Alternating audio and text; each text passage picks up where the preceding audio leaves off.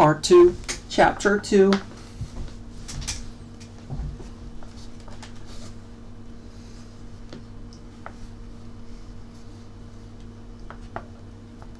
Winston picked his way up the lane through dappled light and shade, stepping out into pools of gold, wherever the boughs parted under the trees. To the left of him the ground was misty with bluebells. The air seemed to kiss one's skin. It was the 2nd of May. From somewhere deeper in the heart of the wood came the droning of ring doves. He was a bit early. There had been no difficulties about the journey, and the girl was so evidently experienced that he was less frightened than he would normally have been. Presumably she could be trusted to find a safe place in.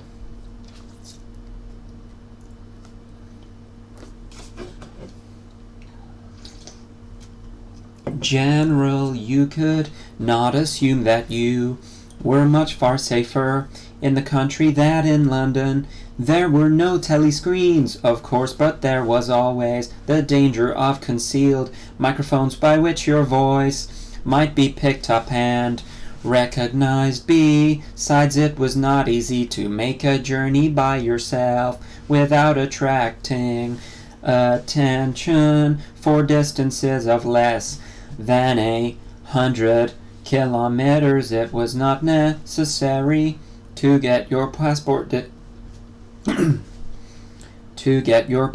endorsed, but sometimes there were patrols hanging about the railway stations who examined the papers of any party member.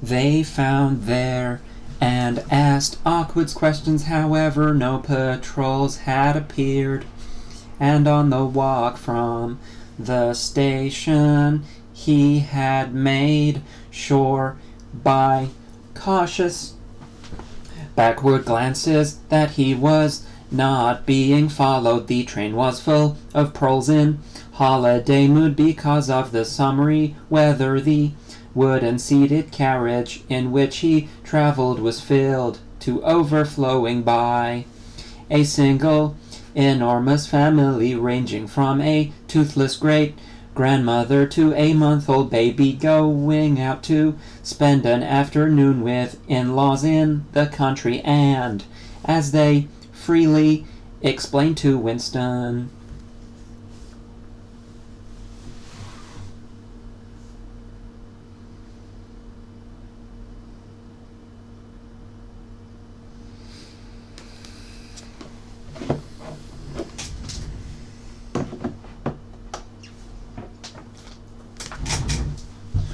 to get hold of a little black market butter, the lane widened, and in a minute he came to the footpath she had told him of, a mere cattle track which plunged between the bushes. He had no watch, but it could not be 15 yet. The bluebells were so thick underfoot that it was impossible not to tread on them. He knelt down and began picking some, partly to pass the time away, but also from a vague idea that he would like to have a bunch of flowers to offer to the girl when they met. He had got together a bunch and was smelling their faint sickly scent when a sound at his back froze him. The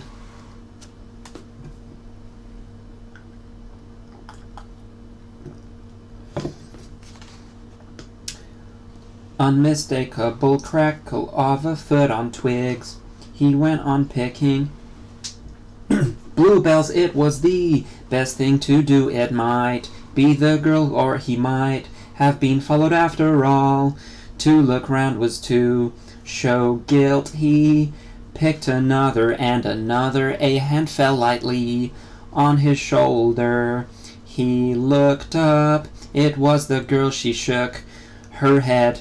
Evidently evidently as a warning that he must keep silent, then parted the bushes and quickly led the way along the narrow track into the wood. Obviously, she had been that way before, for she dodged the boggy bits as though by habit. Winston followed.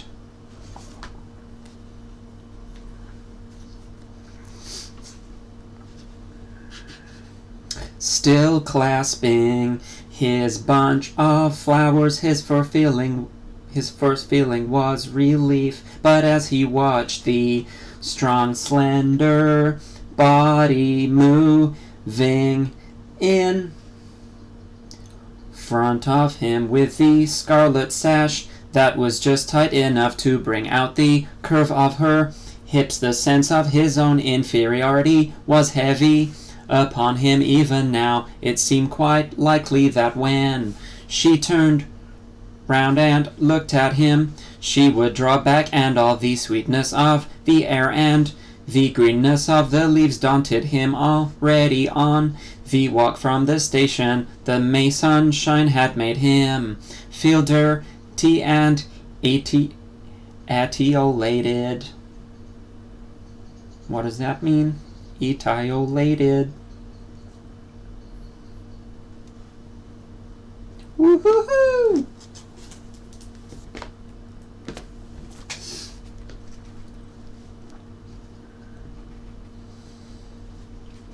A creature of indoors with the sooty dust of London in the pores of his skin, it occurred to him that till now she had probably never seen him in broad day light in the open. They came to the fallen tree that she had spoken of. The girl hopped over it and forced apart the bush, in which there did not seem to be an opening. When Winston followed her, he found that they were in a natural clearing, a tiny grassy knoll surrounded by tall saplings that shut it in completely. The girl stopped and turned. Here we are, she said. He was facing her at several paces distance, as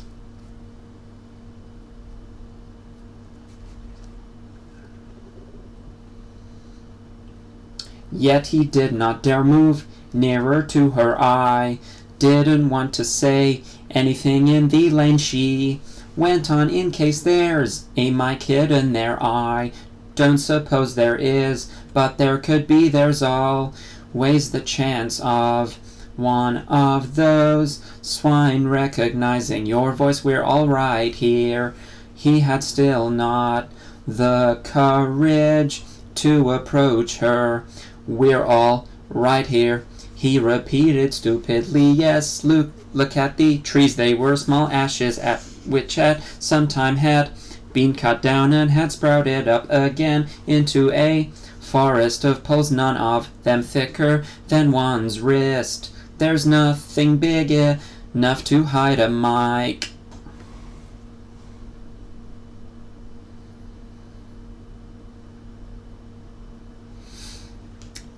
Besides, I've been here before. They were only making conversation. He had managed to move closer to her now. She stood before him very upright, with a smile on her face that looked faintly ironical, as though she were wondering why he was so slow to act. The bluebells had cascaded onto the ground. They seemed to have fallen of their own accord. He took her hand. Would you believe, he said, that till this moment I didn't know what color your eyes were. They were brown. He noted a rather light shade of brown with dark lashes. Now that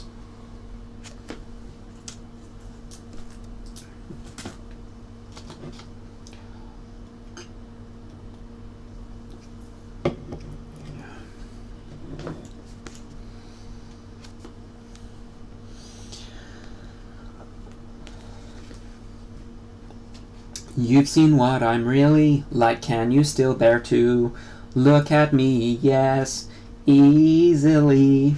I'm 39 years old, I've got a wife that I can't get rid of. I've got varicose veins, I've got 5 false teeth, I couldn't care less, said the girl the next moment. It was hard to say by whose act she was in his arms at the beginning. He had no feeling except sheer incredulity. The youthful body was strained against his own. The mass of dark hair was against his face, and yes, actually, she had turned her face up, and he was kissing the wide red mouth.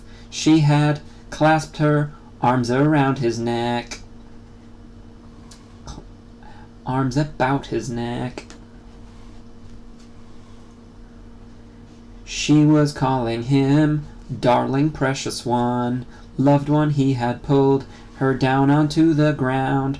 She was utterly unresisting. He could do what he liked with her, but the truth was that he had no physical sensation except that of mere contact. All he felt was incredulity and pride. He was glad that this was happening, but he had no physical desire. It was too soon. Her youth and prettiness had frightened him. It was too much. Used to living without women, he did not know the reason.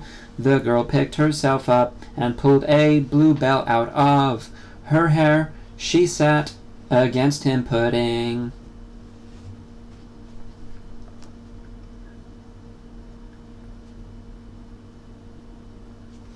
her arm round his waist. Never mind, dear, there's no hurry. We've got the whole afternoon. Isn't this a splendid hideout? I found it when I got lost once on a community hike. If anyone was coming, you could hear them 100 meters away. What's your name? It said Winston.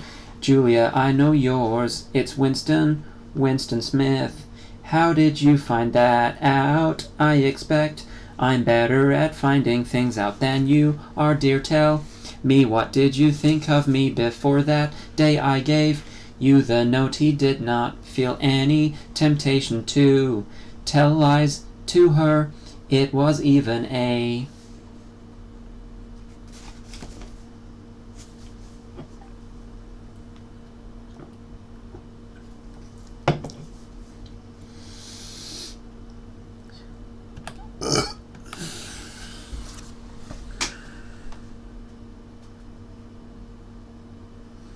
sort of love offering to start off by telling the worst. I hated the sight of you. He said I wanted to rape you and then murder you afterwards. 2 weeks ago I thought seriously of smashing your head in with a cobblestone. If you really wanted to know, I imagined that you had something to do with the thought police. The girl laughed delightedly, evidently taking this as a tribute to the excellence of her disguise. Not the thought police, you didn't honestly think that? Well, perhaps not exactly that, but from your general appearance, merely because you're young and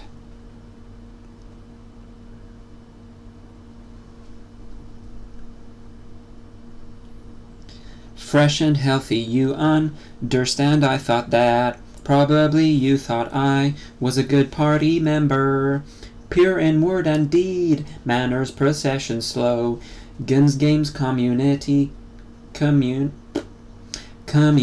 hikes, all that stuff. And you thought that if I had a quarter of a chance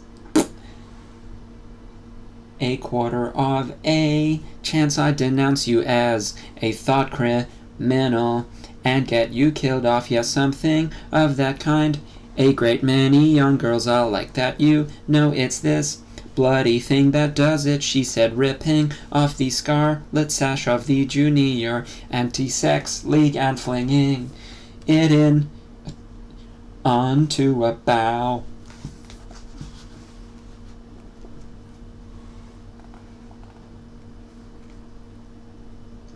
Then, as though touching her waist had reminded her of something, she felt in her pocket of her overalls and produced a small slab of chocolate. She broke it in half and gave one of the pieces to Winston. Even before he had taken it, he knew by the smell that it was very unusual chocolate. It was dark and shiny, and was wrapped in silver paper. Chocolate normally was dull brown crumbly stuff that tasted as nearly as one could describe it, like the smoke of a rubbish fire. But at some time or another he had tasted chocolate like the piece she had given him.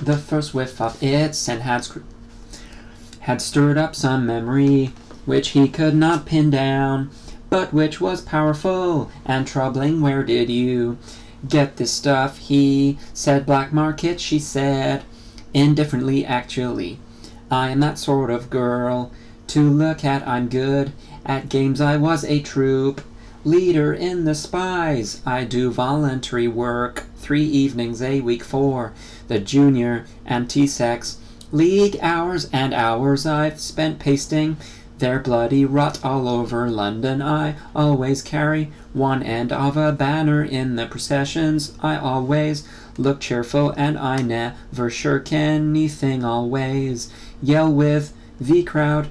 That's what I say.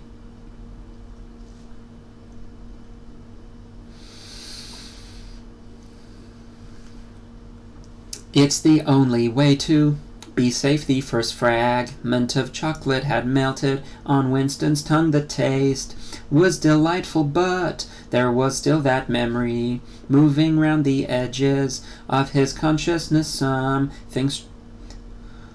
Something strongly felt but not reducible to definite shape, like an object seen out of the corner of one's eye. He pushed it away from him, aware only that it was the memory of some action which he would have liked to undo but could not. You are very young, he said. You are 10 or 15 years younger than I am. What could you see to attract you in a man?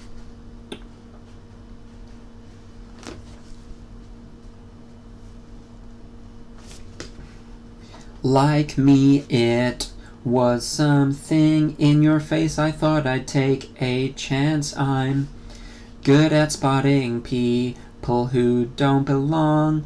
As soon as I saw you, I knew you were against them. Them, it appeared, meant the party, and above all the inner party, whom about she talked with an open jeering hatred which made Winston feel uneasy, although he knew that they were safe here, if they could be safe anywhere. A thing that astonished him about her was the coarseness of her language. Party members were supposed not to swear, and Winston himself very seldom did swear aloud.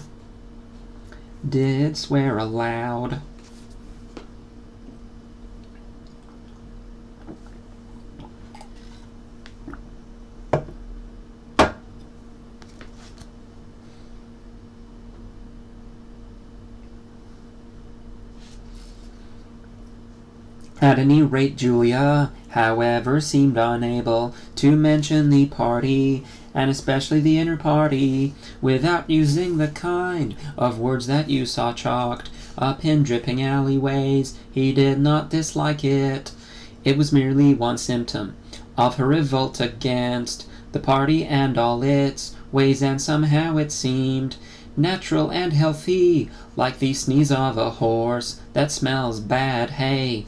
They had left the clearing and were wandering again through the checkered shade with their arms round each other's waists whenever it was wide enough to walk to abreast. He noticed how much softer her waist seemed to feel now that the sash was gone. They did not speak above.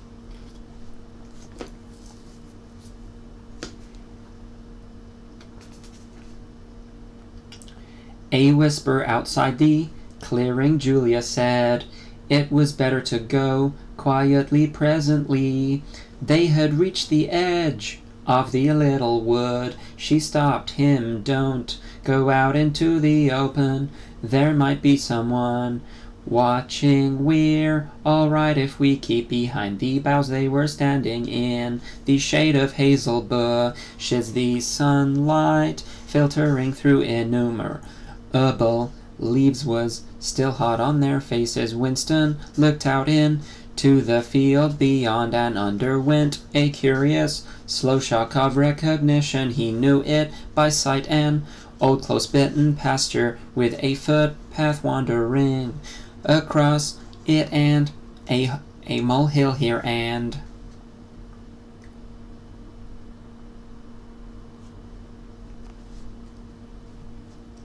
there. In the ragged hedge on the opposite side of the boughs of the elm trees swayed just perceptibly in the breeze, and their leaves stirred faintly in dense masses like women's hair. Surely somewhere nearby, but out of sight, there must be a stream with green pools where days were swimming. Isn't there a stream somewhere near here? He whispered. That's right, there is a stream. It's at the edge of the next field. Actually, there are fish in it, great big ones. You can watch them lying in the pools under the willow trees, waving their tails. It's the golden country almost.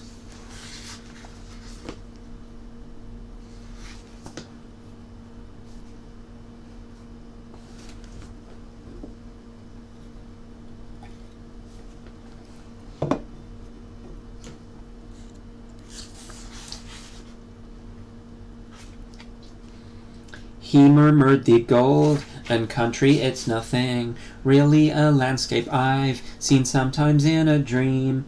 Look, whispered Julia, a thrush had alighted on a bough not 5 meters away, almost at the level of their faces.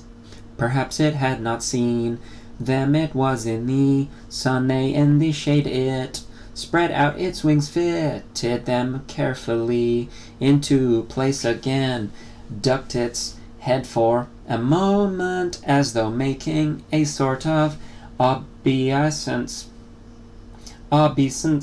to the sun, then began to pour forth a torrent of song in the afternoon hush. The volume of sound was startling Winston and Julia.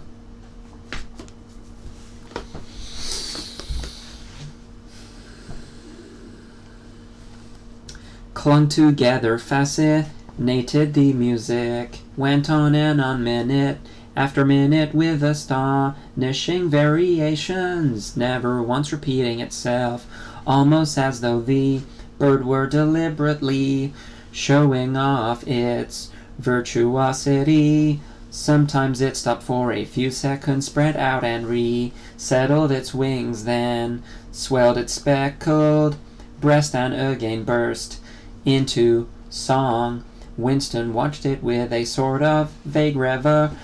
For whom? For what was that bird singing? No mate, no rival was watching. What made it sit in the edge of the lonely wood and pour its music into nothingness? He wondered whether, after all,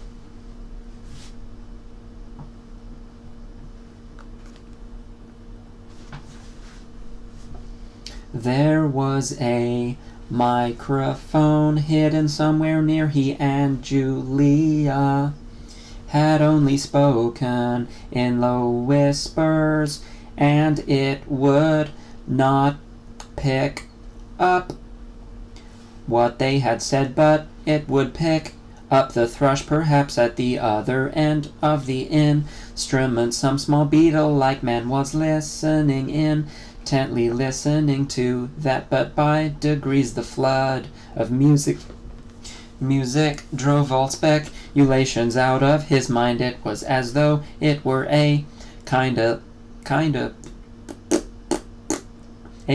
liquid stuff that poured all over him and got mixed up with the sunlight that filtered.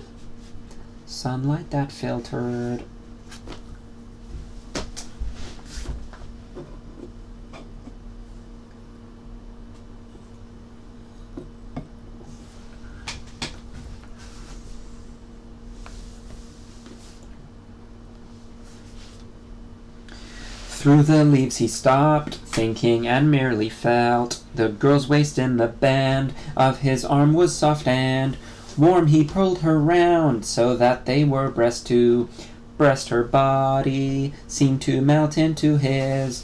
Wherever his hands moved, it was all as yielding as water. Their mouths clung together. It was quite different from the hard kisses they had exchanged earlier. When they moved their faces apart again, both of them sighed deeply. The bird took fright and fled with a clatter of wings. Winston put his lips against her ear. Now he whispered, not here. She whispered back, come back to the hide out, it's safer. Quickly with an O.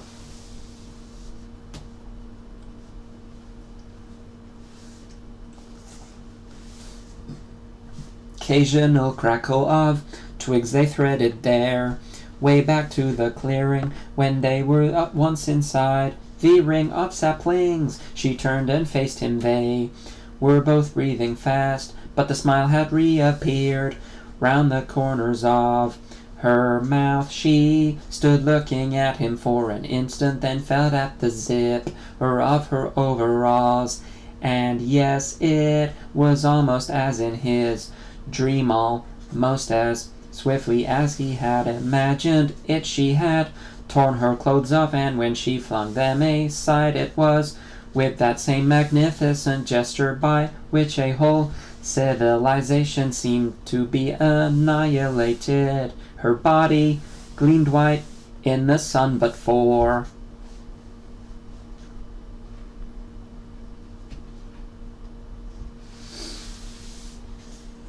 a moment he did not look at her body. His eyes were anchored by the freckled face with its faint, bold smile. He knelt down before her and took her hands in his. Have you done this before? Of course, hundreds of times, well, scores of times anyway, with party members. Yes, always with party members, with members of the inner party, not with those swine, no.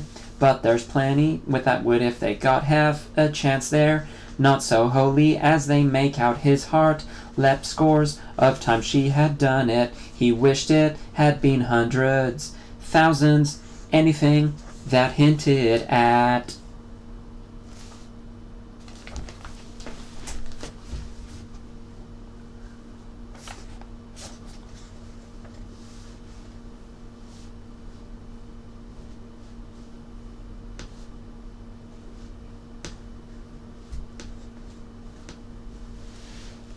corruption. Always filled him with a wild hope. Who knew? Perhaps the party was rotten under the surface. Its cult of strenuousness and self-denial simply a sham, concealing iniquity. If he could have infected the whole lot of them with leprosy, or syphilis, how gladly he would have done so, anything to rot, to weaken, to undermine. He pulled her down so that they were kneeling face to face. Listen, the more men you've had, the more I love you. Do you understand that? Yes, perfectly. I hate purity, I hate goodness, I don't want any virtue to exist.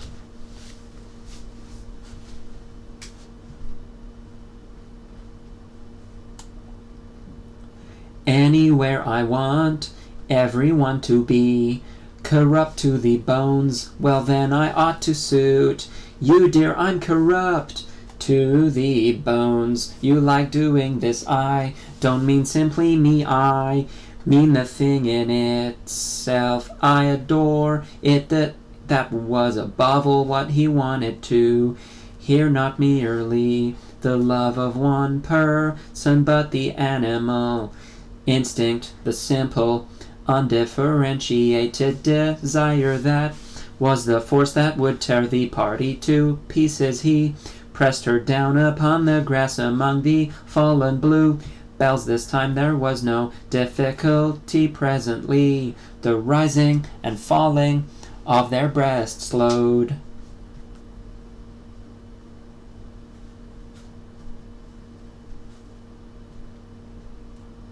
To normal speed, and in a sort of pleasant helplessness they fell apart. The sun seemed to have grown hotter. They were both sleepy. He reached out for the discarded overalls and pulled them partly over her. Almost immediately they fell asleep and slept for about half an hour. Winston woke. First he sat up and watched the freckled face still peacefully asleep, pillowed on the palm of her hand. Except for her mouth you could not call her beautiful. There was a line or two round the eyes if you looked closely. The short dark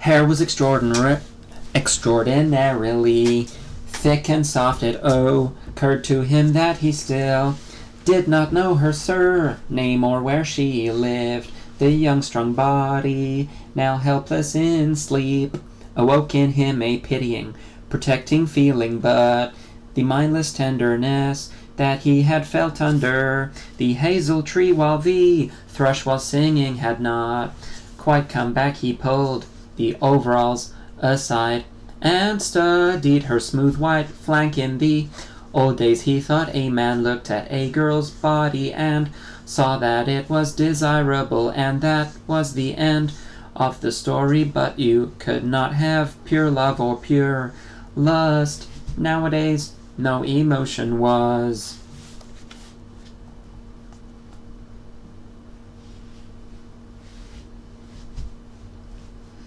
pure, because everything was mixed up with fear and hatred. Their embrace had been a battle, the climax a victory. It was a blow struck against the party. It was a political act. That's the end of chapter 2.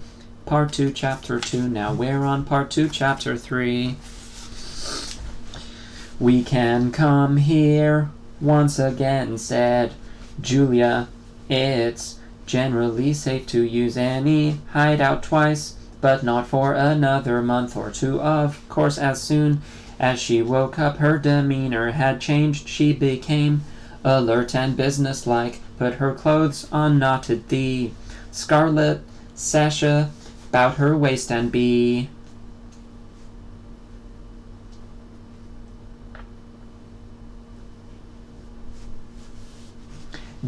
arranging the details of the journey home. It seemed natural to leave This to her, she obviously had a practical cunning which Winston lacked, and she seemed also to have an exhaustive knowledge of the countryside round London, stored away from innumerable community hikes. The route she gave him was quite different from the one by which he had come, and brought him out at a different railway station. Never go home the same way as you went out, she said, as though enunciating an important general principle.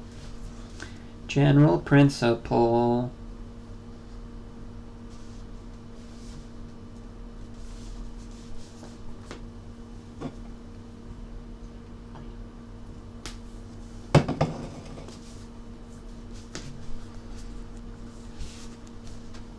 She would leave first, and Winston was to wait half an hour before following her.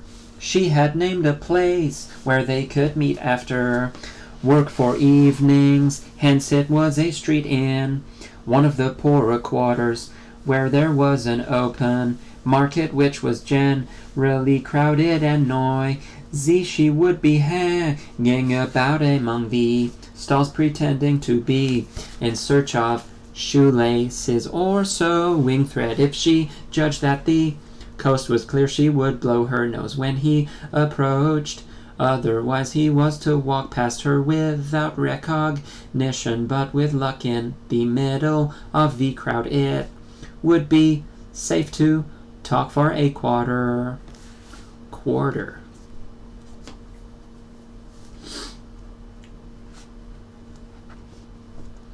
of an hour and arrange another meeting. And now I must go, she said, as soon as he had mastered his instructions. I'm due back at 19:30. I've got to put into hours for the Junior Anti-Sex League, handing out leaflets or something, isn't it bloody? Give me a brush down, would you? Have I got any twigs in my hair? Are you sure? Then goodbye, my love, goodbye. She flung herself into his arm, kissed him almost violently, and a moment later pushed her away through the saplings and disappeared into the wood with very little noise. Even now he had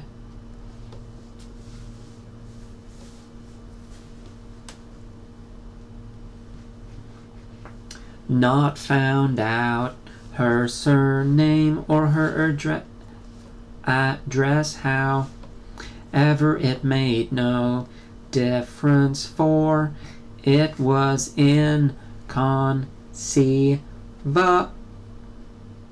that they could ever meet indoors or exchange any kind of written communication. As it happened, they never went back to the clearing in the wood. During the month of May there was only one further occasion on which they actually succeeded in making love. That was in another hiding place known to Julia, the belfry of a ruinous church in an almost deserted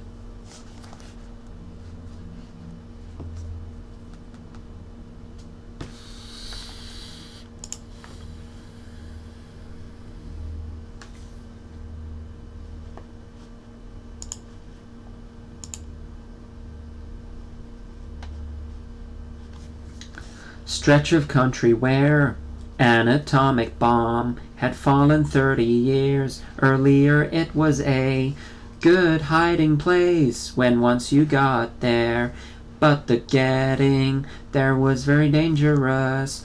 For the rest, they could meet only in the streets in a different place every evening, and never for more than half an hour at a time. In the street it was usually possible to talk after a fashion as they drifted down the crowded pavements, not quite abreast and never Looking at one another, they carried on a curious intermittent conversation which flicked on and off like the beams of a lighthouse.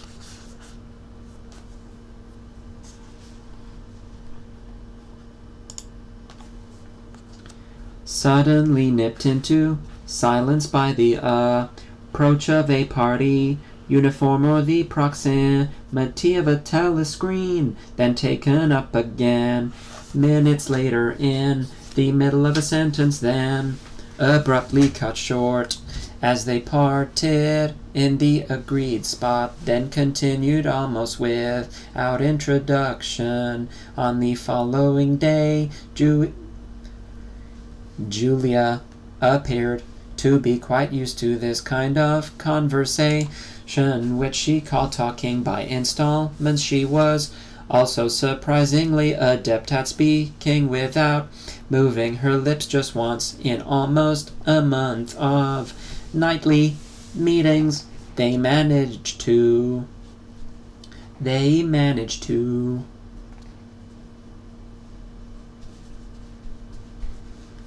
exchange a kiss. They were passing in silence a side street. Julia would never speak when they were away from the main streets, when there was a deafening roar, the earth heaved, and the air darkened as Winston found himself lying on his side, bruised and terrified.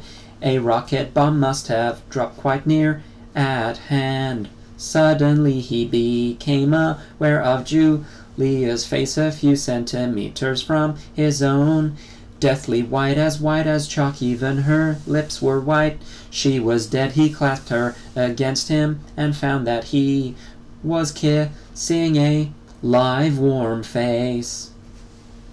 A live, warm face.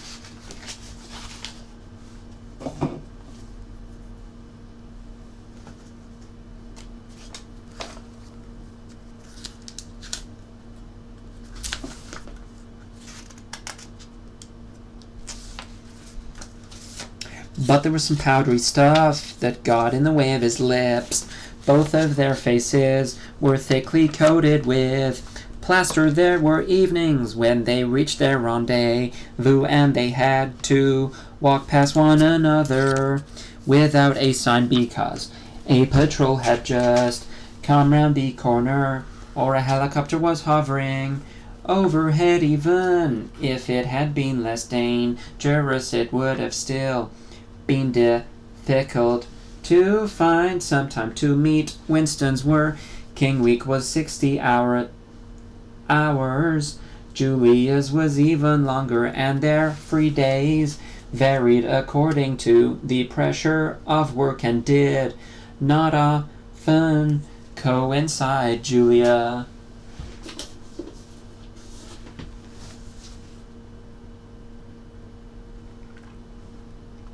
in any case seldom had an evening completely free. She spent an astonishing amount of time in attending lectures and demonstrations, distributing literature for the Junior Anti-Sex League, preparing banners for Hate Week, making collections for the Savings Campaign, and such like activities. It paid, she said. It was camouflage. If you kept the small rules, you could break the big ones. She even induced Winston to mortgage yet another of his evenings by enrolling himself for the part-time munition work, which was done voluntarily by zealous party.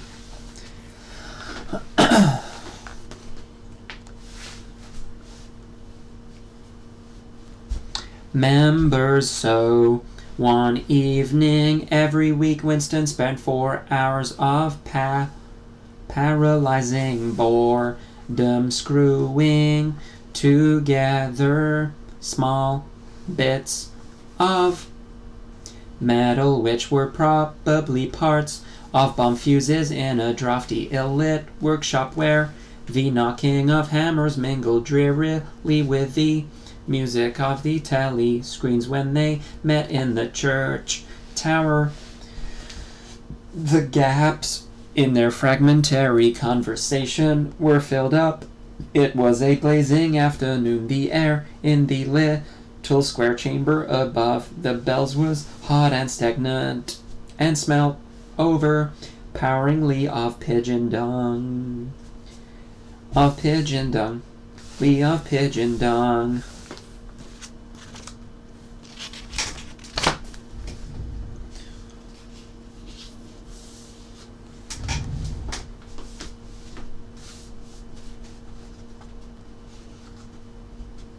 They sat talking for hours on the dusty twig-littered floor, one or other of them getting up from time to time to cast a glance through the arrow slits and make sure that no one was coming. Julia was 26 years old. She lived in a hostel with 30 other girls, always in the stink of women. How I hate women, she said parenthetically, and she worked as he had guessed on the novel writing machines in the fiction department. She enjoyed her work, which consisted chiefly in running and servicing a powerful but tricky electric motor. She was not clever,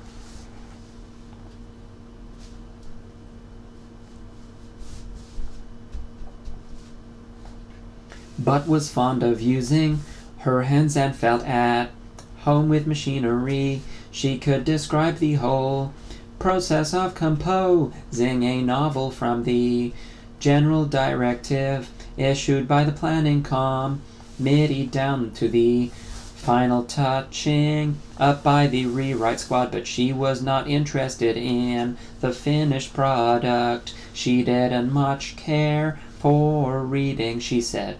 Books were just a commodity that had to be produced like jam or bootlaces. She had no memories of anything before the early 60s, and the only person she had ever known who talked frequently of the days before the revolution was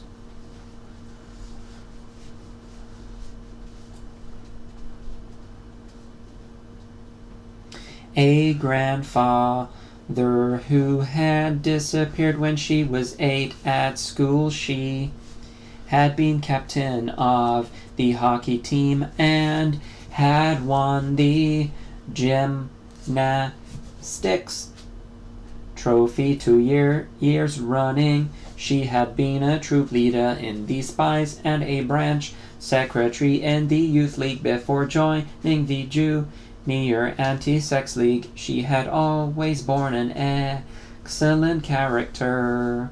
She had even an infallible mark of good reputation, being picked out to work in porno sec, the subsection of the fiction department, which turned out cheap pornography for distribution.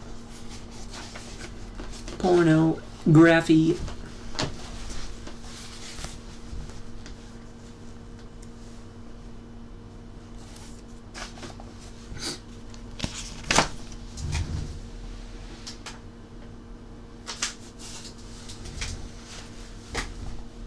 Among the proles, it was nicknamed Mock House by the people who worked in it. She remarked there she had remained for a year, helping to produce booklets in sealed packets with titles like Spanking Stories or One Night in a Girls' School to be bought furtively by proletarian youths who were under the impression that they were buying something illegal. "What are these books like?" said Winston curiously. "Oh, ghastly rubbish. They're boring, really. They only have 6 plots, but they swap them round a bit. Of course I was only on the Kalai. Only on the Kalai." We on the kaleidoscopes. I was never in the rewrite squad. I'm not literary, dear, not even enough. For that he learned with astonishment that all the workers in porno sec except the lead of the department were girls. The theory was that men whose sex instincts were less controllable than those of women were in greater danger of being corrupted by the filth they handle. They don't like having married women there. She added, girls are always supposed to be pure. Here's one who isn't. Anyway, she had her first love affair when she was 16.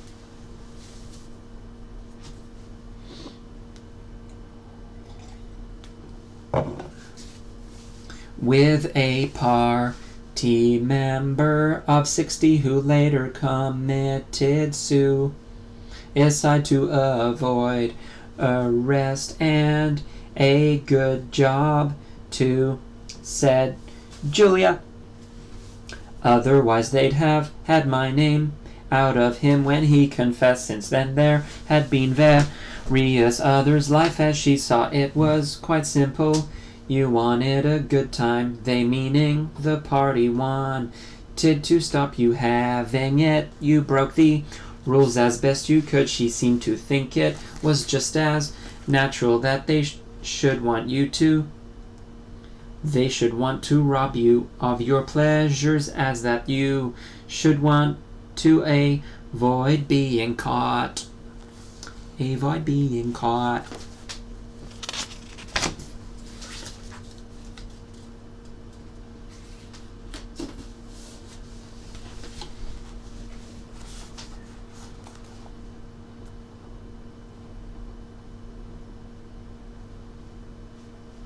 She hated the party and said so in the crew diswords, but she made no general criticism of it except when it touched upon her own life. She had no interest in party doctrine.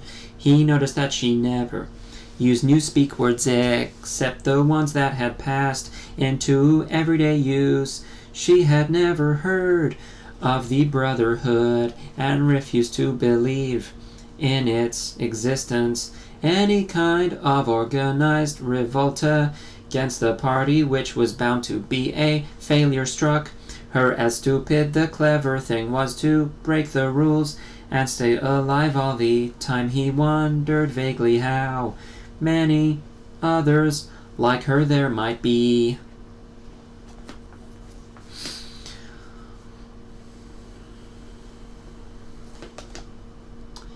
In the younger generation, people who had grown up in the world of the revolution, knowing nothing else accepting the party as something unalterable, like the sky, not rebelling against its authority, but simply evading it as a rabbit dodges a dog. They did not discuss the possibility of getting married. It was too remote to be worth thinking about. No imaginable committee would ever sanction such a marriage, even if Catherine Winston's wife could somehow have been got rid of. It was hopeless even as a daydream. What was she like, your wife? Said Julia.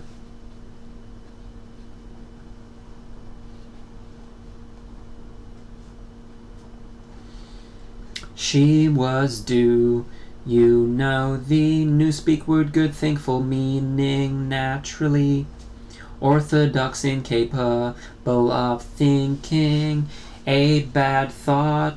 No, I didn't know the word, but I know the kind of person right enough. He began telling her the story of his married life, but curiously enough she appeared to know the essential parts of it already. She described to him almost as though she had seen it or felt it the stiffening of Catherine's body as soon as he touched her, the way in which she still seemed to be pushing him from her with all her strength, even when her arms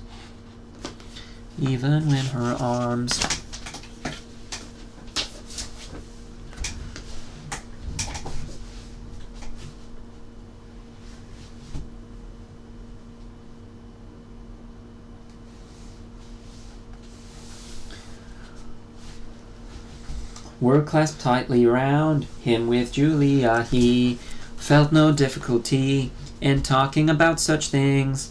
Catherine in any case had long ceased to be a painful memory and become merely a distasteful one. I could have stood it if it hadn't been for one thing. He said he told her about the frigid little ceremony that Catherine had forced him to go through on the same night every week.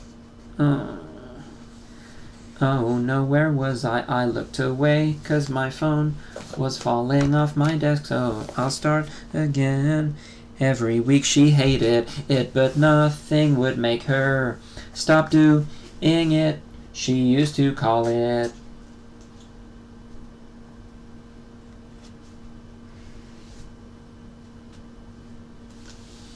"But you'll never guess our duty to the party," said Julia promptly. "How did you know that I've been at school too? Dear, sex talks once a month for the over 16s, and in the youth movement they rub it into you for years. I dare say it works in a lot of cases, but of course you can never tell. People are such hypocrites." She began to enlarge upon the subject with Julia. Everything came back to her own sexuality. As soon as this was touched upon in any way, she was capable of great acuteness. Unlike Winston, she had grasped the inner meaning of the parties'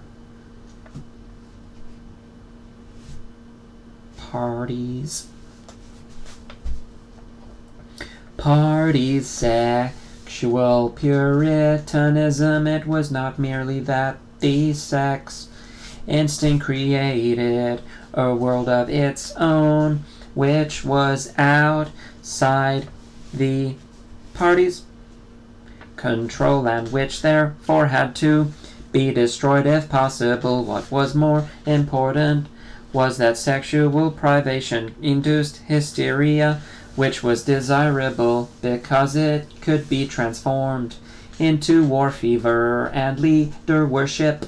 The way she put it was, when you make love, you're using up energy, and afterwards you feel happy and don't give a damn for anything. They can bear you to feel like that. They want you to be burr.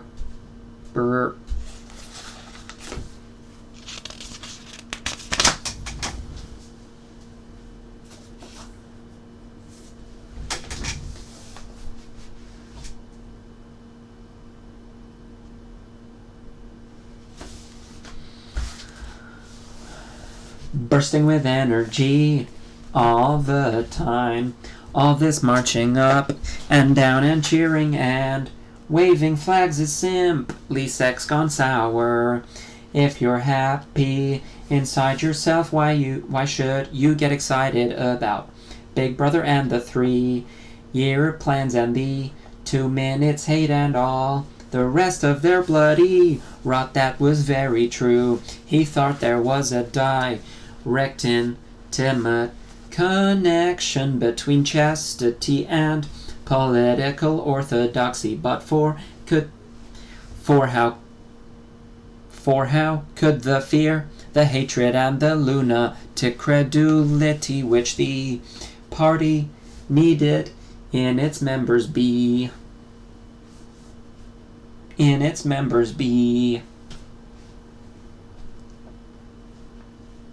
kept at the right pitch except by bottling down some powerful instinct and using it as a driving force? The sex impulse was dangerous to the party, and the party had turned it to account. They had played a similar trick with the instinct of parenthood. The family could not actually be abolished, and indeed people were encouraged to be fond of their children in almost the old-fashioned way. The children, on the other hand, were systematically turned against their parents and taught to spy on them and report their deviations. The family had become in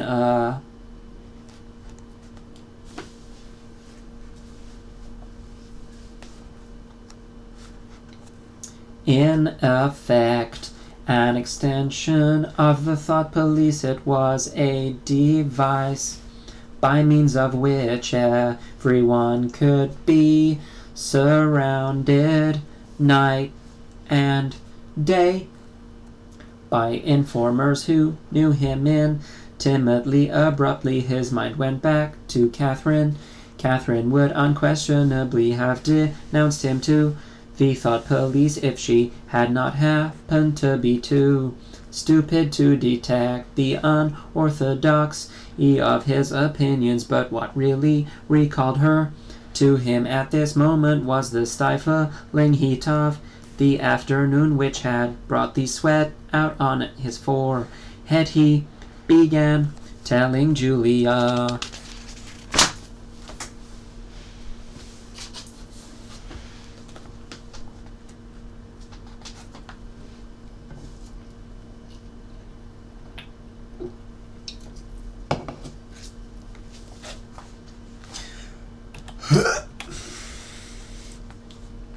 of something that had happened, or rather had failed to happen, on another sweltering summer afternoon 11 years ago.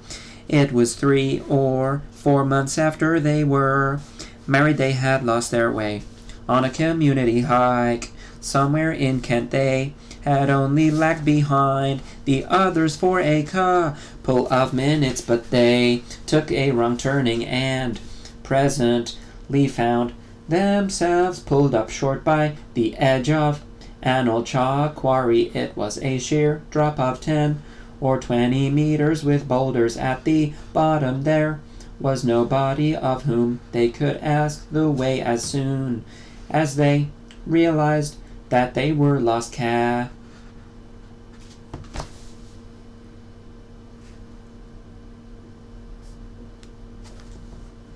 Catherine became very uneasy to be away from the noisy mob of hikers, even for a even for a moment gave her a feeling of wrongdoing. She wanted to hurry back by the way they had come and start searching in the other direction. But at this moment, Winston noticed some tufts of loose strife growing in the cracks of the cliff beneath them. One tuft was of 2 colors, magenta and brick red, apparently growing on the same root. He had never seen anything of the kind before, and he called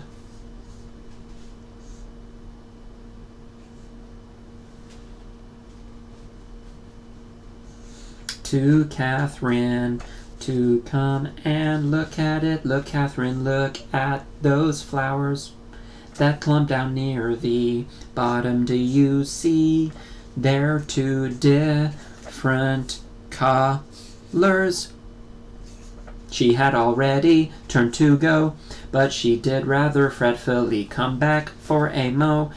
She even leaned out over the cliff face to see where he was pointing. He was standing a little behind her, and he put his hand on her waist to steady her. At this moment it suddenly occurred to him how completely alone they were. There was not a human creature anywhere, not a leaf stirring, not even a bird awake.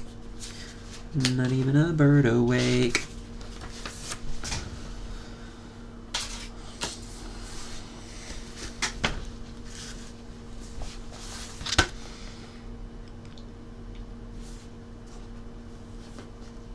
about halfway through.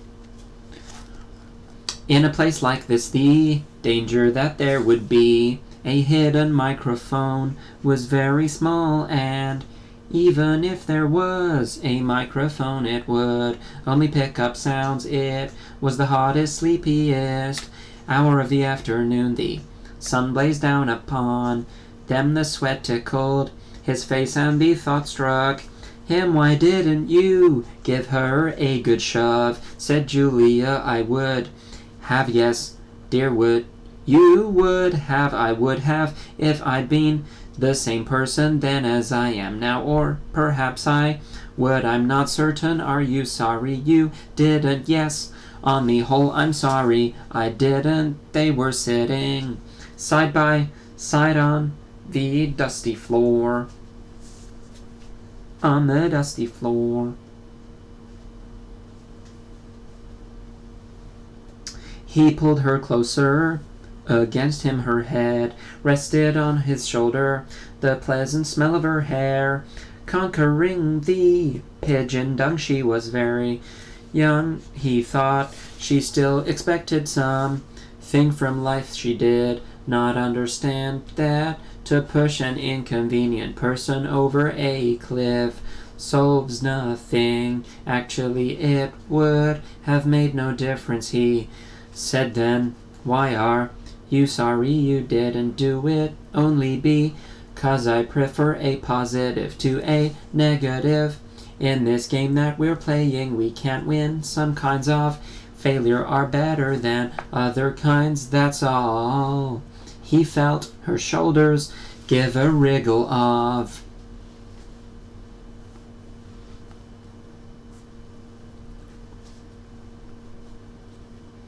dissent. She always contradicted him when he said anything of this kind. She would not accept it as a law of nature that the individual is always defeated. In a way, she realized that she herself was doomed, that sooner or later the thought police would catch her and kill her. But with another part of her mind, she believed that it was somehow possible to construct a secret world in which you could live as you choose. All you needed was luck and cunning and boldness. She did not understand that there was no such thing as happiness.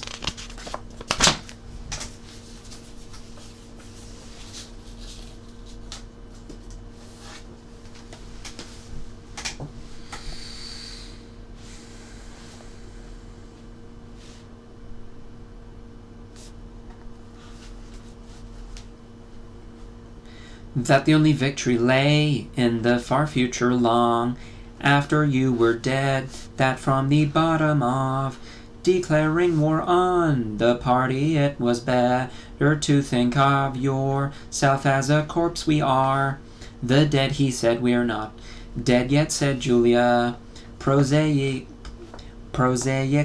not physically. 6 months, a year, 5 years, conceivably.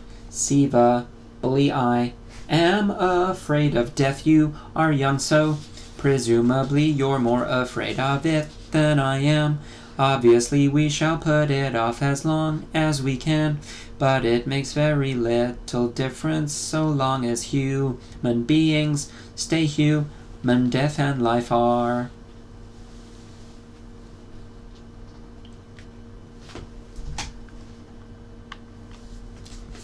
the same thing. Oh, rubbish. Which would you sooner?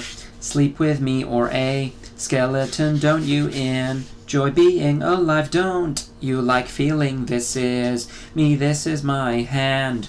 This is my leg. I'm real, I'm solid.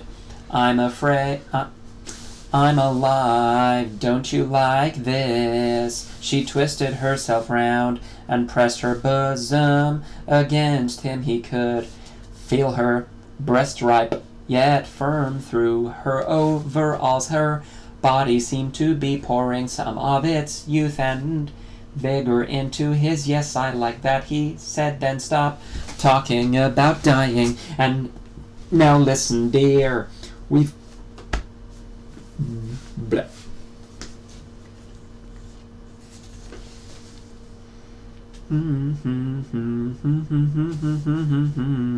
And now listen, dear, we've got to fix up about the next time we meet. We may as well go back to the place in the wood.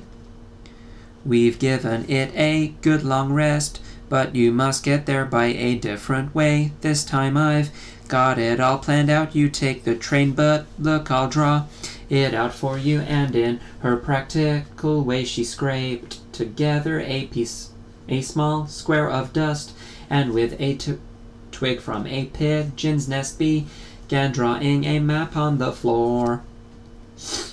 That's the end of part 2, chapter 3. Now we're on part 2, chapter 4. Part 2, chapter 4.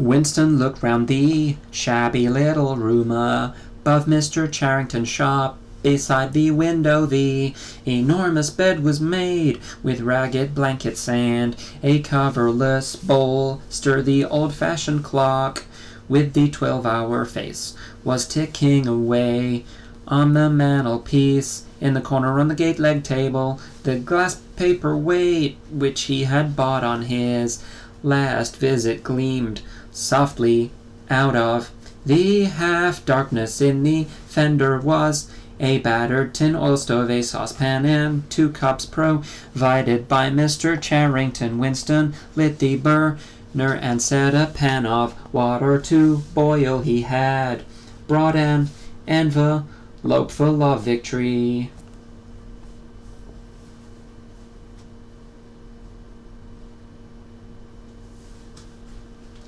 Coffee and some saccharin tablets. The clock's hands said 7:20. It was 19:20. Really, she was coming at 9:30. Folly, his heart kept saying conscious, gratuitous, suicidal folly of all the crimes that a party member could commit. This one was the least possible to conceal. Actually, the idea had first floated into his head in the form of a vision of the glass paperweight mirrored by the surface of the gate-leg table, as he had foreseen Mr. Charrington had made.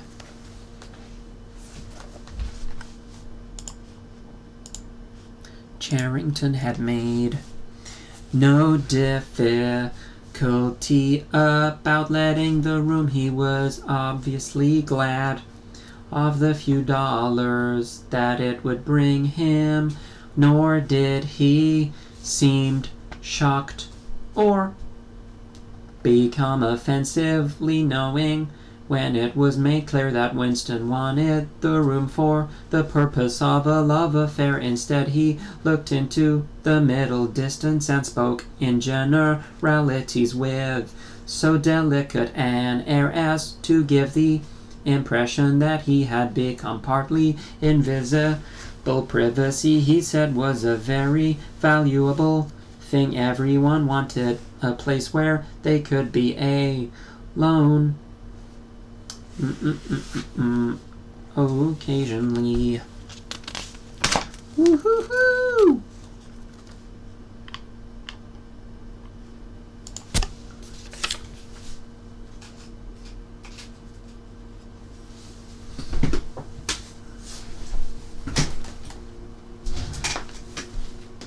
And when they had such a place, it was only common courtesy if anyone else who knew of it to keep his knowledge to himself, he even seeming almost to fade out of existence as he did so. Added that there were 2 entries to the house, one of them through the back yard, which gave on an alley under the window. Somebody was singing. Winston peeped out, secure in the protection of the muslin curtain. The June sun was still high in the sky, and in the sun-filled court below, a monstrous woman, solid as a Norman pillar, with brawny red forearms and a sacking apron.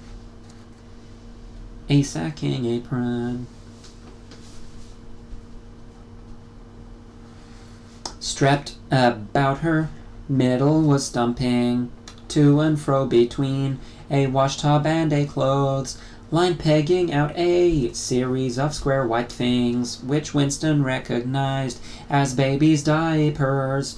Whenever her mouth was not corked with clothes pegs, she was singing in a powerful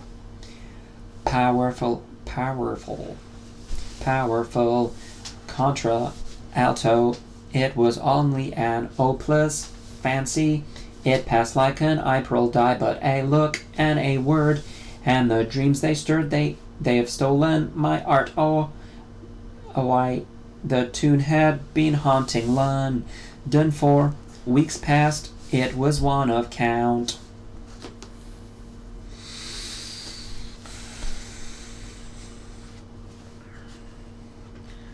Less similar songs published for the benefit of the proles by a subsection of the music department.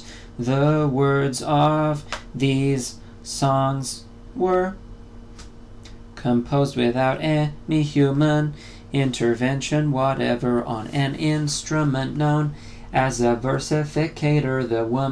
But the woman sang so tunefully as to turn the dreadful rubbish into an almost pleasant sound. He could hear the woman singing, and the scrape of her shoes on the flagstones, and the cries of the children in the street, and somewhere in the far distance a faint roar of traffic. And yet the room seemed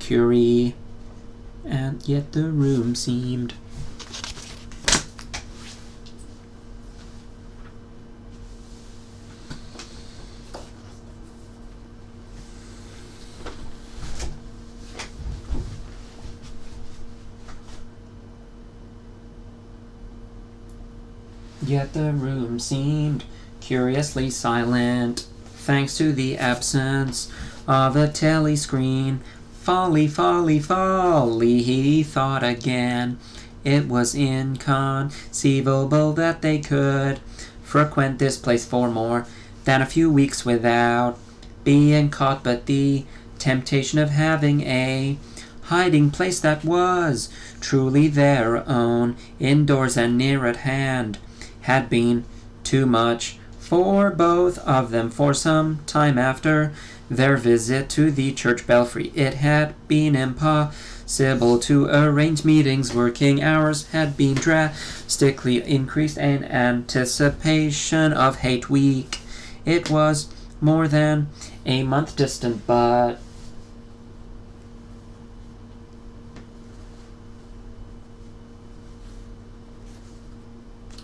the enormous complex preparations that it entailed were throwing extra work onto everybody. Finally, both of them managed to secure a free afternoon on the same day. They had agreed to go back to the clearing in the wood on the evening beforehand. They met briefly in the street as usual. Winston hardly looked at Julia as they drifted towards one another in the crowd, but from the short glance he gave her, it seemed to him that she was paler than usual. "It's all off," she murmured as soon as she judged it safe to speak. Tomorrow, I mean.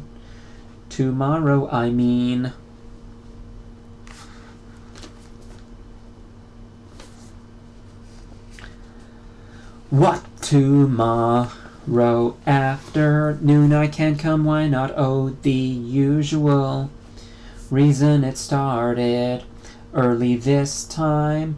For a moment he was violently angry during the month that he had known her. By the nature of his desire for her had changed at the beginning. There had been little true sensuality in it. Their first love-making had been simply an act of the will, but after the second time it was different. The smell of her hair, the taste of her mouth, the feeling of her skin seemed to have got inside him or into the air all. Into the air all.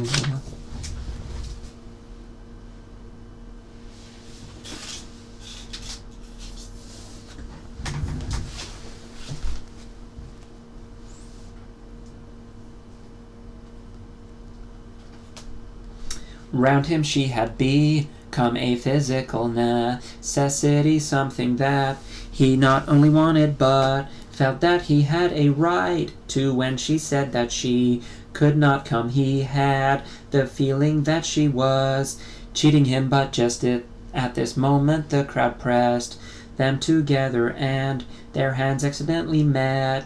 She gave the tips of his fingers a quick squeeze that seemed to invite not desire but affection. It struck him that when one lived with a woman, this particular disappointment must be a normal recurring event, and a deep tenderness such as he had not felt for her before suddenly took hold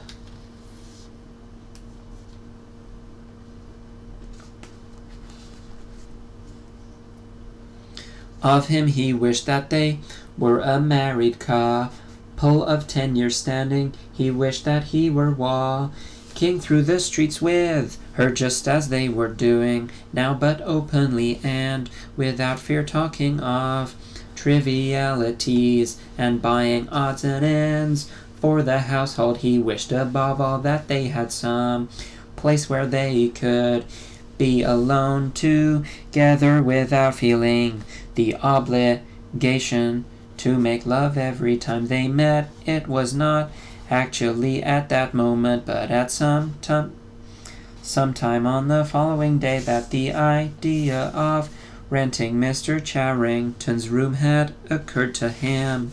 When he suggested it to Julia,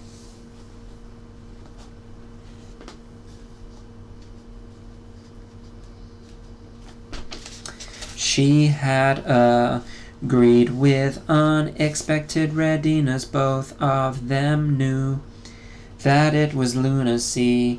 It was as though they were intentionally stepping nearer to their graves as he sat waiting on the edge of the bed, as he thought again of the sailors of the ministry of love. It was curious how that predestined horror moved in and out of one's consciousness there. It lay fixed in future time, preceding death, as sure as 99 precedes 100. One could not avoid it, but one could perhaps postpone it, and yet instead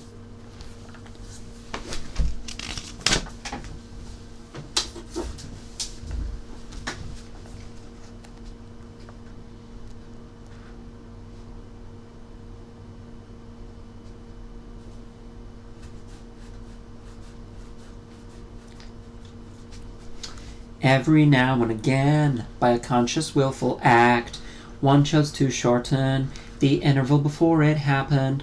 At this moment there was a quick step on the stairs. Julia burst into the room. She was carrying a tool bag, of course, brown canvas such as he had sometimes seen her carrying to and fro at the ministry. He started forward to take her in his arms, but as But she disengaged herself rather hurriedly, partly because she was still holding the tool bag. Half a second, she said, just let me show you what I've brought. Did you bring some of that filthy Victory coffee? I thought you would. You can chuck. You would. You can chuck it away again, because we shan't be needing it. Look here, she fell on her knees, threw open the bag, and tumbled out some spanners and a screwdriver that filled the top part of it. Underneath was a number of neat paper packets. The first packet that she passed to Winston had a strange and yet vaguely familiar feeling. It was filled with some kind of heavy sand-like stuff which yielded wherever you touched it. Isn't sugar, he said. Real sugar, not saccharine sugar. And here's a loaf of bread, proper white bread, not our bloody stuff, and a little pot of jam. And here's a tin of milk. But look, this is a tin of milk.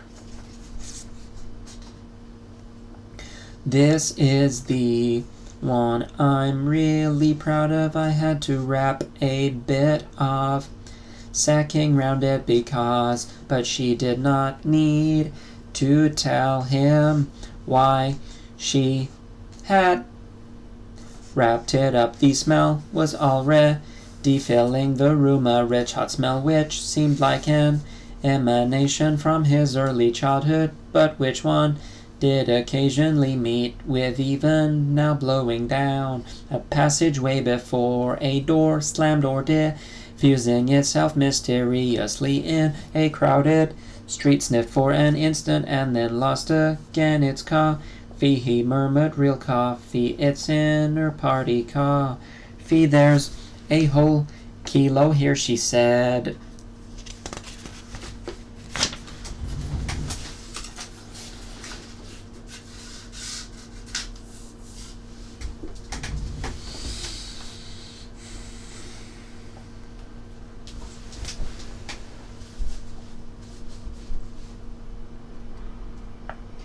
How did you manage to get hold of all these things?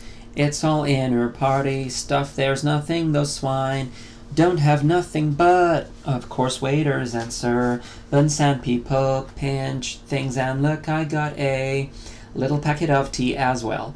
Winston had squatted down beside her. He tore open a corner of the real packet.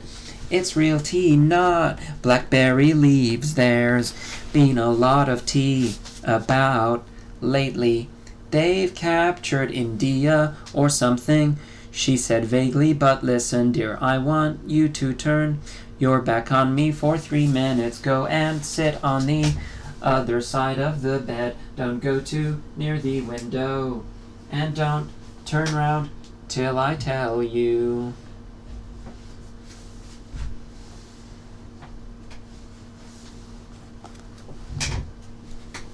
Winston gazed abstractedly through the muslin curtain down in the yard. The red-armed woman was still marching to and fro between the wash tub and the line. She took 2 more pegs out of her mouth and sang with deep feeling. They sigh that time heals all the things. They sigh that you can always forget. But the smiles and the tears are across the years, they twist my heartstrings. Yet she knew the whole drivelling long song by heart. It seemed her voice floated upward with the sweet summer air, very tuneful, charged with a sort of happy melancholy. One had the feeling that she would have been perfect.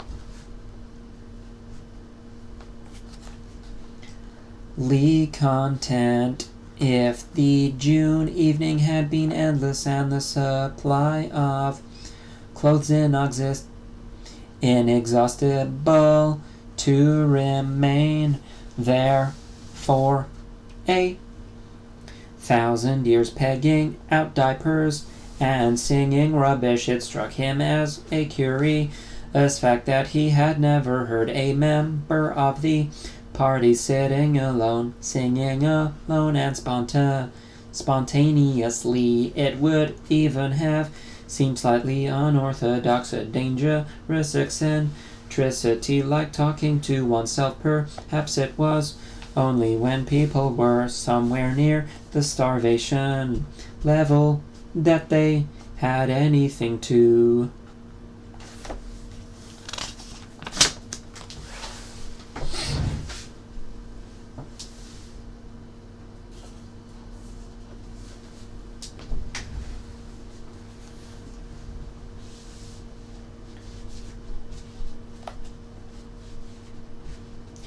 Sing about you can, turn round now, said Julia. He turned round and for a second almost failed to recognize her. What he had actually expected was to see her naked, but she was not naked. The transformation that had happened was much more surprising than that. She had painted her face. She must have slipped into some shop in the proletarian quarters and bought herself a complete set of makeup materials. Her lips were deeply red and her cheeks roughed, her nose powdered. There was even a touch of something under the eyes to make them brighter. It was not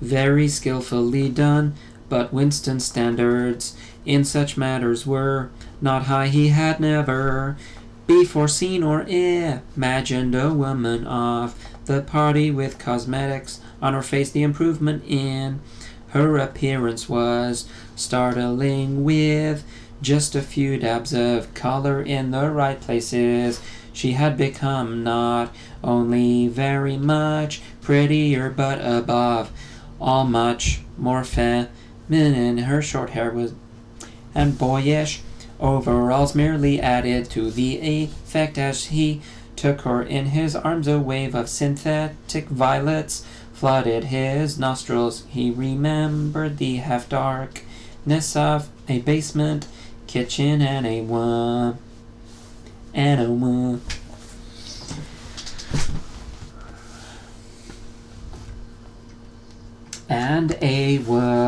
woman's cavernous mouth. It was the very same scent that she had used, but at the moment it did not seem to matter.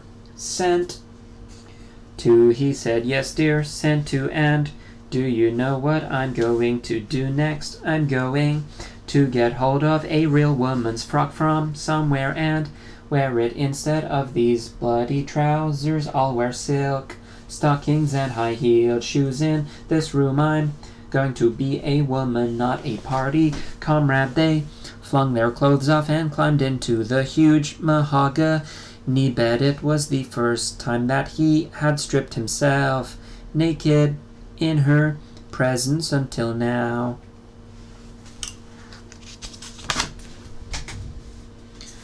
When does this become copyright infringement? Will I get taken down?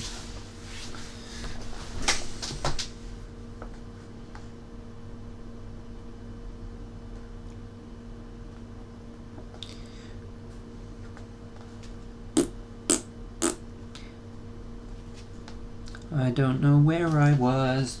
What did I last say? I'm gonna restart the song and find my place. I'm going to get a hold of a real woman's frock from somewhere and wear.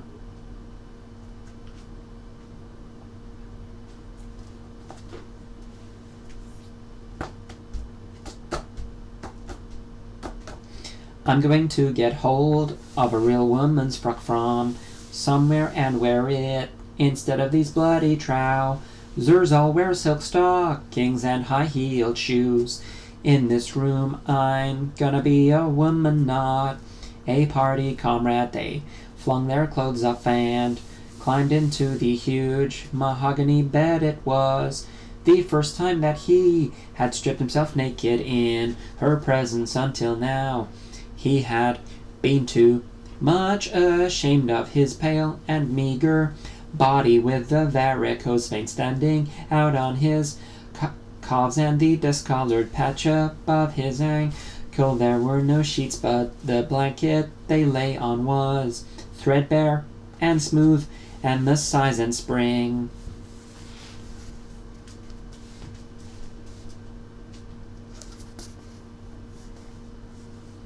eames of the bed astonished both of them. It's sure to be full of bugs, but who cares, said Julia. One never saw a double bed nowadays except in the homes of the proles. Winston had occasionally slept in one in his boyhood. Julia had never been in one before, so far as she could remember. Presently they fell asleep for a little while.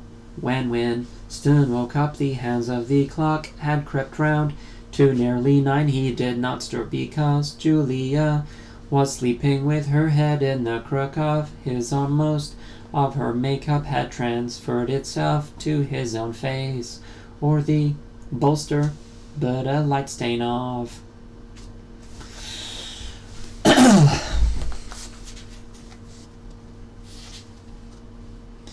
still brought out the beauty of her cheekbone. A yellow ray from the sinking sun fell across the foot of the bed and lighted up the fire place where the water in the pan was boiling fast. Down in the yard the woman had stopped singing, but the faint shouts of children floated in from the street. He wondered vaguely whether in the abolish past it had been a normal experience to lie in bed like this in the cool of a summer evening. A man and a woman with no clothes on making love when they chose, talking of what they chose, not feeling any compulsion.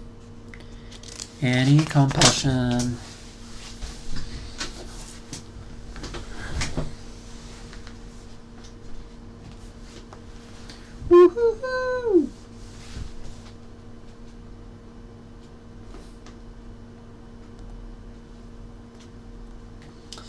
To get up, simply lying there and listen to peaceful sounds outside. Surely there could never have been a time when that seemed ordinary. Julia woke up, rubbed her eyes, and raised herself on her elbow to look at the oil stove. Half that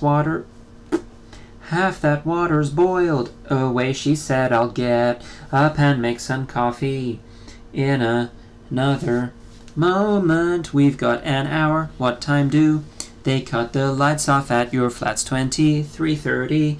It's 23 at the hostel, but you have to get in earlier than that because you get out. Filthy brute. She suddenly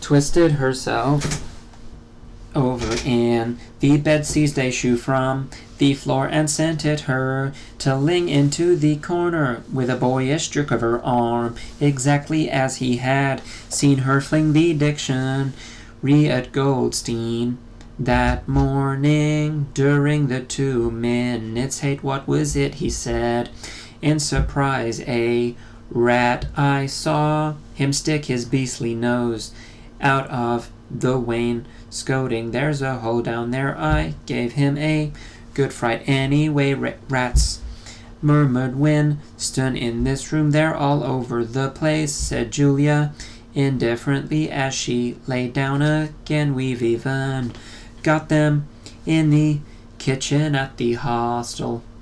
Kitchen at the hostel.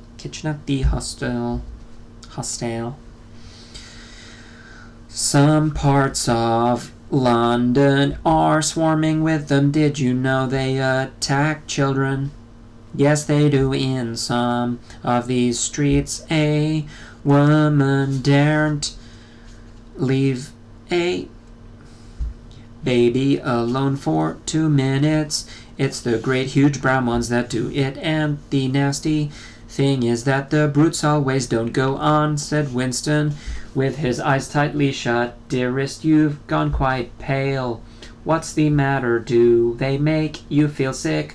Of all horrors in the world, a rat. She pressed herself against him and wound her limbs around him as though to reassure him. With the warmth of her body he did not reopen his eyes immediately. Rats!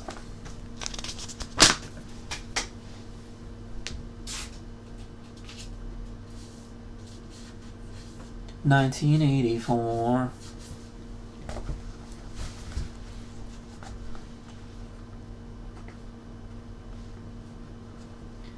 For several moments he had the feeling of being back in a nightmare which had recurred from time to time throughout his life.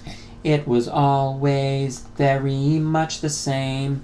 He was standing in front of a wall of darkness, and on the other side of it there was something unendurable, something too dreadful to be faced in the dream. His deepest feeling was always one of self-deception, because he did in fact know what was behind the wall of darkness. With a deadly effort, like wrenching a piece out of his own brain, he could even have dragged the thing into the open.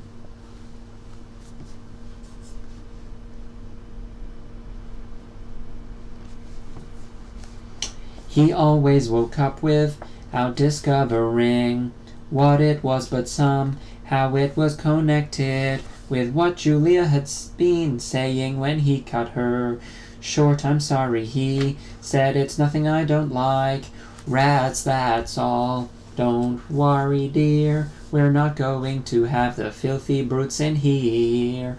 I'll stuff the hole with a bit of sacking before we go, and next time we come here I'll bring some plaster and bung it up properly. Already the black instant of panic was half forgotten. Feeling slightly ashamed of himself, he sat up against the bed. Had Julia got out of bed, pulled on her overalls, and made the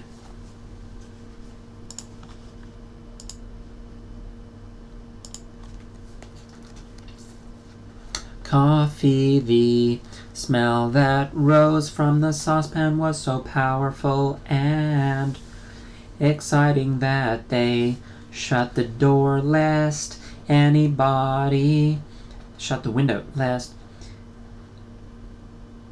anybody outside should notice it and become inquisitive. What was even better than the taste of the coffee was the silky texture given to it by the sugar, a thing Winston had almost forgotten. After years of saccharin, with one hand in her pocket and a piece of bread and jam in the other, Julia wandered about the room, glancing indifferently at the bookcase, pointing out the best way of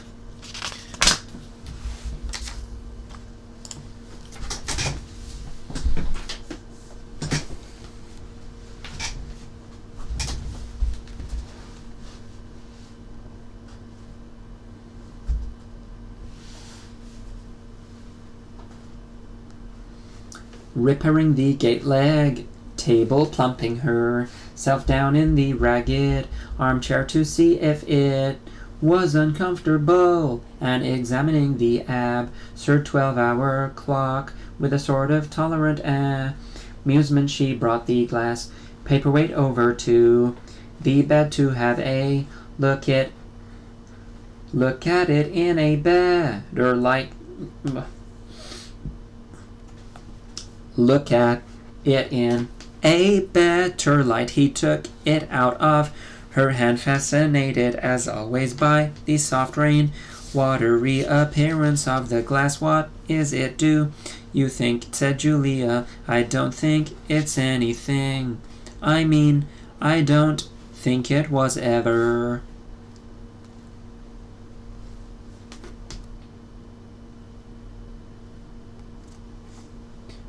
Put to any use, that's what I like about it's a little chunk of history that they forgotten to alter. It's a message from 100 years ago if one knew how to read it. And that picture over there, she nodded at the engraving on the opposite wall. Would that be 100 years old? More, 200, I dare say. One can't tell. It's impossible to discover the age of anything nowadays. She went over to look at it. Here's where that brute stuck his nose out, she said, kicking the wainscoting immediately below the picture. What is this place? I've seen it before some.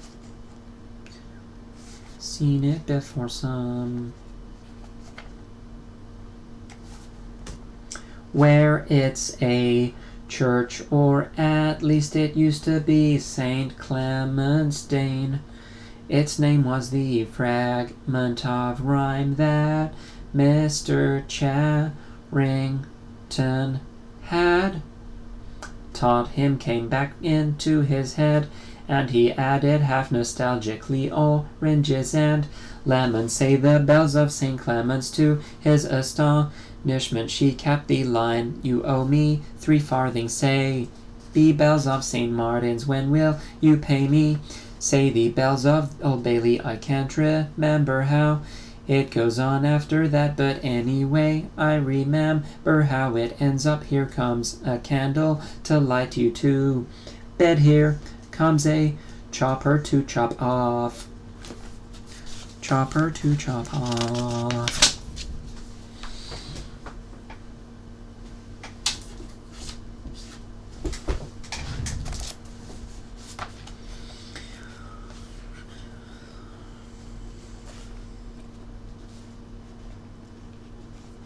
Your head, it was like the 2 halves of a countersign, but there must be another line after the bells of Old Bailey. Perhaps it could be dug out of Mr. Charrington's memory if he were suitably prompted. Who taught you that? He said. My grandfather, he used to say it to me when I was a little girl. He was vaporized when I was 8. At any rate, he disappeared. I wonder what a lemon was, she added inconsequently. I've seen oranges, they're a kind of round yellow fruit with a thick skin. I can remember lemons, said Winston. They were quite common in the 5th.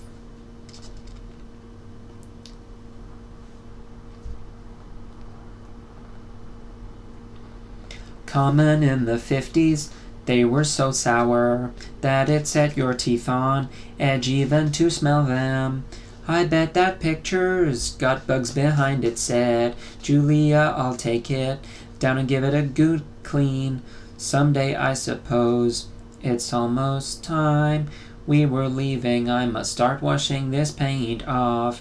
What a bore. I'll get the lipstick off your face afterwards. Winston did not get up for a few minutes more. The room was darkening. He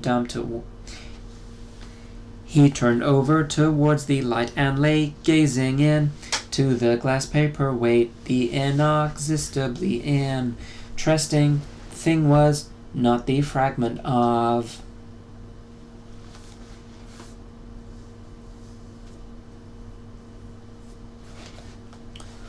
coral, but the interior of the glass itself. There was such a depth of it, and yet it was almost as transparent as Ere it was as though the surface of the glass had been the arch of the sky, enclosing a tiny world with its atmosphere complete. He had the feeling that he could get inside it, and that in fact he was inside, along with the mahogany bed and the gate-leg table and the clock and the steel engraving and the paperweight itself. The paperweight was the room he was in, and the coral was Julia's life and his.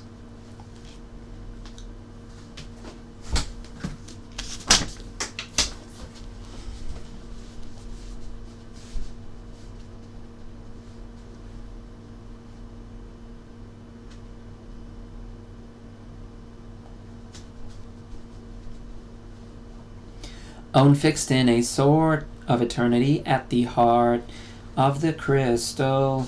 That's the end of chapter 4 of part 2. We're like halfway through the book. I'll start chapter 5 now. Syme had vanished. A morning came and he was missing from work.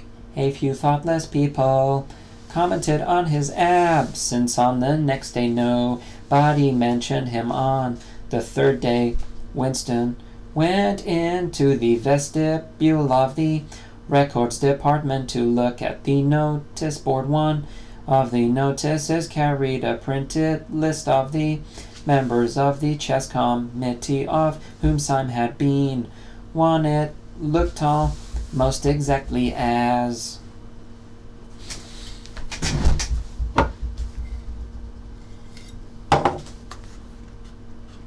it had looked before. Nothing had been crossed out, but it was one name shorter. It was enough.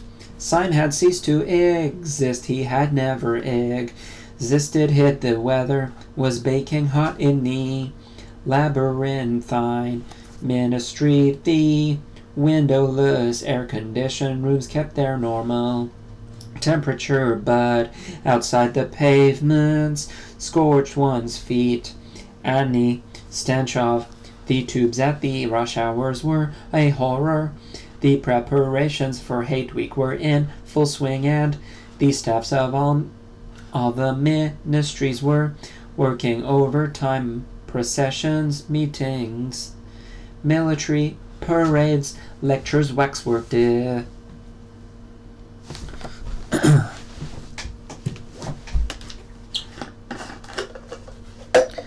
waxwork displays, film shows, telescreen programs, all had to be organized. Stands had to be erected, effigies built, slogans coined, songs written, rumors circulated, photographs faked. Julia's unit in the fiction department had been taken off the production of novels and was rushing out a series of atrocity pamphlets. Winston, in addition to his regular work, spent long periods every day in going through back files of Times and altering and embellishing news items, which were to be quoted in speeches. Quoted in speeches.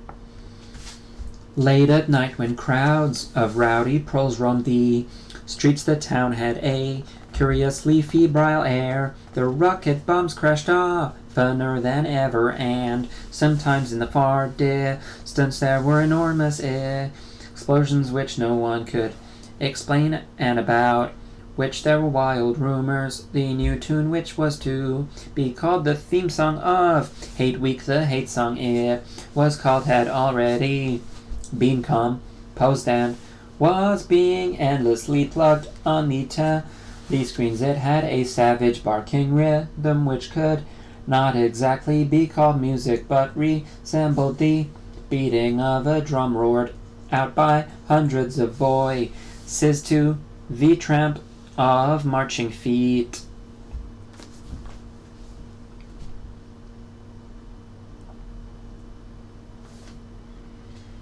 Why'd I look away from my book? It was terrifying. The pros had taken a fancy to it, and in the midnight streets it competed with the still popular It Was Only a Hopeless Fancy. The parson's children played it at all hours of the night and day unbearably on a comb and a piece of toilet paper. Winston's evenings were fuller than ever. Squads of volunteers organized by parsons were preparing the street for Hate Week, stitching banners, painting posters, erecting flagstaffs on their roofs, and perilously slinging wires across the street for the reception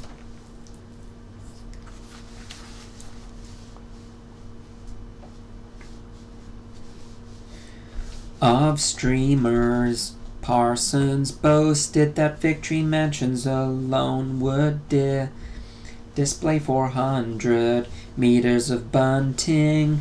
He was in his native element and as happy as a lark. The heat and the manual work had even given him a pretext for reverting to shorts and an open shirt in the evenings. He was everywhere at once, pushing, pulling, sawing, hammering, improvising, jollying everyone along with comradely exhortations, and giving out from every fold of his body what seemed an inexhaustible supply.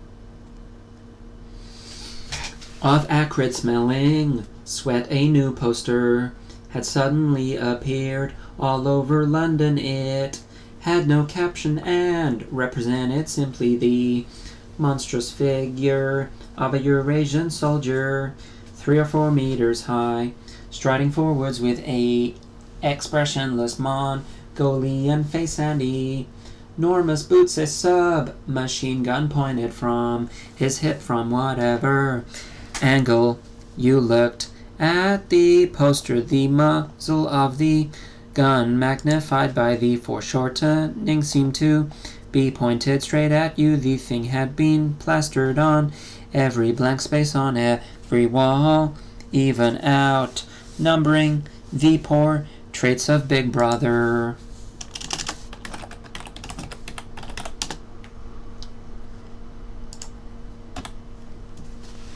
The pros, normally apathetic about the war, were being lashed into one of their periodical frenzies of patriotism, as though to harmonize with the general mood. The rocket bombs had been killing larger numbers of people than usual. One fell on a crowded film theater in Stepney, burying several hundred victims among the ruins. The whole population of the neighborhood turned out for a long trailing funeral which went on for hours and was in effect an indignation meeting. Another bomb fell on a piece of waste ground.